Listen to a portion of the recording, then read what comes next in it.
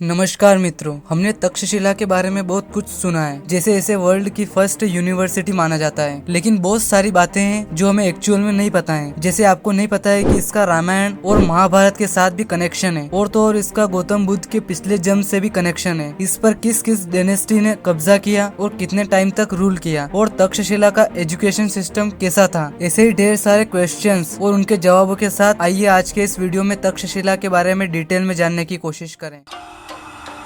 In the heart of the ancient world, at one of its greatest crossroads, linking Babylonia and China, a civilization was born.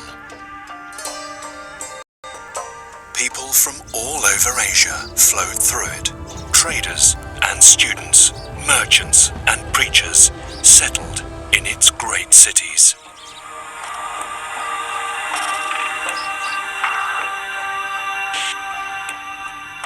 A millennium before the Renaissance in Europe, it flourished as a center for education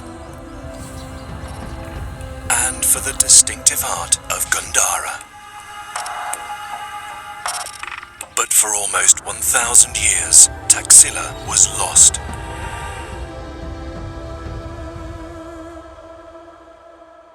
ancient time में तक्षशिला को संस्कृत में तक्षशिला और पाली में तक्षशिला कहते थे। संस्कृत की तरह ही पाली भी एक लैंग्वेज है। संस्कृत में तक्षशिला को ट्रांसलेट करें तो इसका meaning city of cut stone या रॉक ऑफ तक्ष निकलता है। रामायण में एक कहानी के अनुसार ये सिटी भरत द्वारा फाउंड की गई थी। भरत जो कि रामायण के अकॉर्डिंग राम के छोटे भाई हैं, और इस जगह का नाम भरत के बेटे तक्ष के नाम पर रखा गया था। इस सिटी का मॉडर्न नाम एंशिएंट ग्रीक की ज्योग्राफी से डिराइव्ड किया गया है, और ये बुक टोलेमी ने लिखी थी। ग्रीक नेम तक्षशिला ज्यादा लोकप्रिय हो गया। इस तरह संस्कृत और पाली लैंग्वेजेस में जो नाम थे उनको कम यूज में लाया गया। सिल्क रूट के जरिए इस सिटी का दौरा करने वाले एक चाइनीज बुद्धिस्ट फेक्सियन ने इसका नाम कट ऑफ हेड के रूप में दिया। एक जटाका की हेल्प से उन्होंने कहा कि यहाँ बुद्ध ने अपने पिछले जन्म में पूसा या चंद्रप्रभा के रूप में एक हंग्री लायन को खिलाने के लिए अपना सिर काट लिया था। हिंदू एपिक महाभारत में वैशंपायन और किंग जनमेजय के बीच कन्वर्सेशन है। वैसे वैशंपायन ऋषि व्यास के शिष्य हैं। ये ट्रेडिशनली माना जाता है कि तक्षशिला में जनमेजय द्वारा किए गए सर्प यज्ञ के दौरान व्यास के कहने पर फर्स्ट टाइम वैशंपायन द्वारा स्टोरी सुनाई गई थी। जैन ट्रेडिशन में कहा जाता है कि ऋषभ जो कि 24 तीर्थंकरों में से सबसे पहले हैं, वो मिलियंस ऑफ ईयर्स पहले तक्षशिला आए थे। उनके फुटप्रिंट्स बाद में बाहुबली द्वारा प्रतिष्ठित किए गए और एक धर्म चक्र बनाया गया। अब बात करते हैं कि इस पर किस किसने रूल किया। तक्षशिला के आसपास का रीजन नियोलिथिक एरा द्वारा सेटल किया गया है। तक्षशिला के कुछ रूइंस यानी खंडर 1000 BCE के हैं। कुछ खंडर की डेट तो अर्ली हड़प्पन सभ्यता पीरियड 1300 BCE के भी हैं। तक्षशिला वैली में सबसे ओल्ड बसा हुआ कब्जा सरायकोला में पाया गया। बाद में हथियल माउंड में, माउंड मतलब टीला, उसमें तक्षशिला की पहली बड़ी बस्ती लगभग 1000 BCE में स्टेब्लिश की गई। 900 BCE तक सिटी पहले से ही रीजनल कॉमर्स में इन्वॉल्व थी, जैसा कि डिस्कवर्ड किए गए मिट्टी के बर्तनों के टुकड़ों और पुष्कलावती के बीच ट्रेड को रिवील करता है। मतलब तक्षशिला और पुष्कलावती दोनों के बीच बर्तनों का व्यापार होता था। उसके बाद तक्षशिला भीर माउंड में बसा हुआ था और इसकी डेट 800 से 525 BCE के बीच है। आर्कियोलॉजिकल एक्सकेवेशन यानी खुदाई से पता चलता है कि 6th सेंचुरी BCE में पर्शियन एकेमेनिड एम्पायर के रूल के टाइम सिटी का काफी विकास हुआ था। 516 BCE में डेरियस फर्स्ट ने सेंट्रल एशिया, अराइना और बैक्ट्रिया को जीतने का एक अभियान शुरू किया, जो अब अफगानिस्तान और नॉर्थन पाकिस्तान है। एम्परर डेरियस ने 516 और 515 BCE का विंटर गांधार रीजन में बिताया और उसने अपनी आर्मी को इंडस वैली जीतने के लिए प्रिपेयर किया, और उसने 515 BCE में ये कर दिखाया। इंडस वैली के इन्वेशन के दौरान अलेक्जेंडर 326 BCE में तक्षशिला पर बिना किसी बैटल के उस पर कंट्रोल करने में सक्षम था, क्योंकि सिटी को उसके रूलर आम्बी ने सरेंडर कर दिया था। अलेक्जेंडर के साथ गए ग्रीक हिस्टोरियन ने तक्षशिला को वेल्थी, प्रोस्पेरियस यानी समृद्ध और वेल गवर्नड बताया। एरियन जो कि ग्रीक हिस्टोरियन है, वो लिखते हैं कि वहाँ के सिटीजन ने अलेक्जेंडर का वेलकम किया। 317 BCE तक अलेक्जेंडर द्वारा छोड़े गए ग्रीक सेट्रेप्स यानी गवर्नर को बाहर निकाल दिया गया और तक्षशिला चंद्रगुप्त मौर्य के कंट्रोल में आ गया, जिसने तक्षशिला को एक रीजनल कैपिटल में बदल दिया। उसके एडवाइजर कौटिल्य या चाणक्य तक्षशिला की यूनिवर्सिटी में पढ़ाते थे। अशोका द ग्रेट उनके राइन के टाइम सिटी को बौद्ध शिक्षा शिक्षा का एक महान केंद्र बना गया था। वैसे अशोका चंद्रगुप्त के ग्रैंडसन है। 2nd सेंचुरी BCE में तक्षशिला को बैक्ट्रिया के इंडो ग्रीक किंगडम द्वारा एनेक्स्ड कर लिया गया। एनेक्स्ड यानी कब्जा करना। इंडो ग्रीक्स ने तक्षशिला की रिवर के ऑपोजिट बैंक यानी तट पर एक न्यू कैपिटल बनाई जिसका नाम सिरकप था। बैक्ट्रियन ग्रीक रूल के इस न्यू पीरियड के दौरान कई डेनेस्टीज ने सिटी पर अपनी कैपिटल के रूप में रूल किया, जैसे एंटियालसीडास। तक्षशिला के लास्ट ग्रीक किंग को इंडो स्काइथियन के चीफ मोसेस ने 19 BCE के आसपास उखाड़ फेंका था। इंडो पार्थियन किंगडम के फाउंडर गोंडोफेरस ने लगभग 20 BCE तक तक्षशिला पर विजय प्राप्त की और तक्षशिला को अपनी कैपिटल बनाया। 76 CE के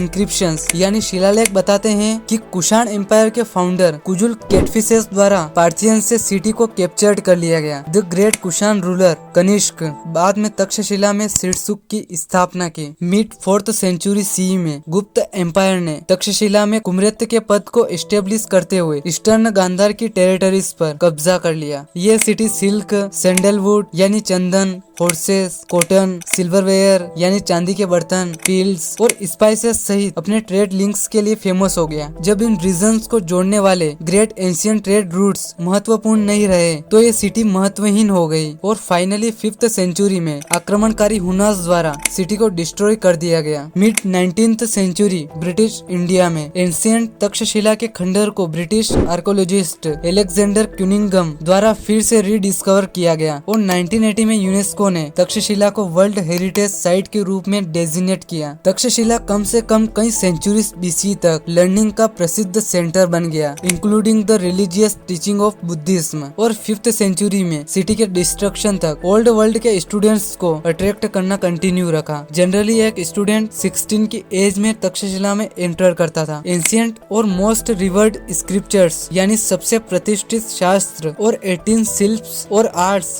जिनमें आर्चरी, हंटिंग और एलिफेंट लोर जैसे कौशल शामिल थे। इसके अलावा लॉ स्कूल, मेडिकल स्कूल और स्कूल ऑफ मिलिट्री साइंस भी थे। स्टूडेंट तक्षशिला बहुत दूर दूर से आते थे, जैसे काशी, कौशल और मगध। कहा जाता है कि चाणक्य का अर्थशास्त्र द नॉलेज ऑफ इकोनॉमिक्स भी तक्षशिला में रचा गया था। आयुर्वेदिक हीलर चरक ने भी तक्षशिला में अध्ययन किया और बाद में तक्षशिला में ही पढ़ाना शुरू कर दिया था। क्लासिकल संस्कृत को कोडिफाइड यानी परिभाषित करने वाले पाणिनि भी तक्षशिला के कम्युनिटी का पार्ट रहे हैं। इंस्टीट्यूशन बुद्धिस्ट ट्रेडिशन में महत्वपूर्ण है क्योंकि ऐसा माना जाता है कि बुद्धिज्म की महायाना ब्रांच ने यहाँ आकार लिया था। जीवाका मगध एम्परर बिम्बिसार के कोर्ट के फिजिशियन थे जिन्होंने एक बार बुद्ध को ठीक किया था। किंग्स या लोकल लीडर्स जैसे किसी बाहरी अधिकारी ने तक्षशिला में शैक्षिक गतिविधियों को अपने अंडर में नहीं रखा। हर टीचर ने खुद का इंस्टीट्यूशन बनाया। किसी स्टूडेंट की पढ़ाई तब खत्म होती थी जब टीचर उस स्टूडेंट के अचीवमेंट के लेवल से सेटिस्फाई होता था। जनरली किसी सब्जेक्ट में विशेषज्ञता हासिल करने में लगभग 8 साल लग जाते थे। मोस्ट केसेस में स्कूल जो थे वो टीचर्स के निजी घरों के भीतर स्थित थे और कई बार स्टूडेंट को एडवाइस दी जाती थी कि अगर वे वहाँ के सोशल, इंटेलेक्चुअल और मोरल एटमॉस्फेयर में नहीं फिट हो पाते तो वे अपनी स्टडीज को क्विट कर सकते हैं। अगर स्टूडेंट पुअर है तो उसे एजुकेशन के लिए मना नहीं किया जाता था। बोर्डिंग और लॉजिंग को फ्रीली प्रोवाइड किया गया और स्टूडेंट्स को हाउस होल्ड में मैनुअल वर्क भी करना पड़ता था। जो स्टूडेंट्स